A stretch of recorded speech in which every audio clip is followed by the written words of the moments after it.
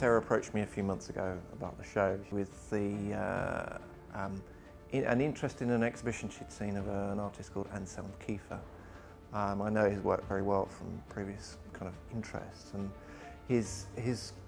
creative kind of work is very much about kind of creating images of kind of the human within the environment, if you like, and he uses materials in a very kind of tangible sort of textural way. And I think Sarah was really taken by a couple of images of his which kind of spoke to her about the landscape of the marshes, which is a very specific kind of detail and reference point in the storytelling. So we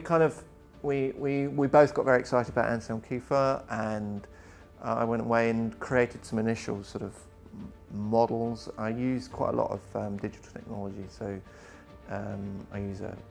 3D modelling program which allows me to kind of sketch out a space very quickly, but also gives us a sort of sense of what that might feel like in 3 dimensions very quickly.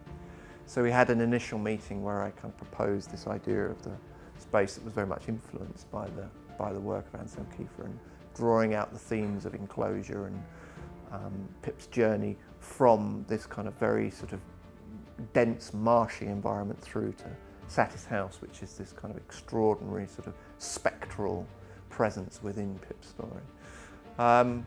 And it was, it was a really interesting kind of meeting. We kind of seemed to kind of connect quite strongly over this idea of the mind space and the mind box, play box, if you like. So I went away and I produced a sort of physical model, which we call a sort of preliminary stage kind of design. And at that point, it really was a sort of kit of parts, which we kind of basically sat down, myself, Sarah, the lighting designer and the sound designer and composer, and we basically plotted through the story as we saw it, and kind of used the objects within the space that I'd kind of created to kind of get a sense of how the story would unfold and develop within the space. And having done that, having, if you like, storyboarded the piece, I then went away and kind of refined that and developed the idea out a bit further, and looked a bit more closely at the elemental features in the show, which are these kind of issues around the water, the river, the fire, all of which are kind of sort of things which become pivotal moments not only in the storytelling but in Pip's development as a character. So, and we're kind of now at a stage where we've sort of created this. I've got a final design. We've got a sort of raft of costume designs that we're kind of looking at, and we're well on the way to kind of planning out how that's all going to work. Early on, it's particularly a show like this, which involves a lot of sort of visual effects, water and fire.